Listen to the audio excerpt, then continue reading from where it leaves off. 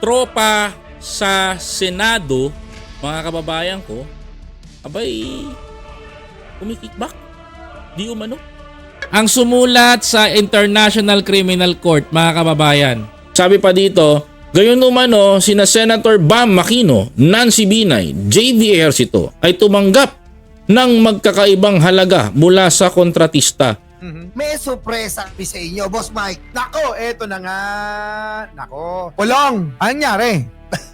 Regarding okay. standard framework. Standard framework lang yan. Kumbaga, kung paano mo lang nireport, tugma ba? Pero kung paano mo ginamit yan, kung effective ba yan, hindi ka ba overpriced, nanakaw ba yan, hindi yun ang pinag-uusapan doon sa unmodified opinion. Samantalang, 1 bilyon lang dapat o hindi pa nga dapat 1 bilyon ang pondo mo sa isang taon. Kasi kanina ang akala namin darating ka ng personal dito. Hindi yata nagkaintindihan nung kausap mo.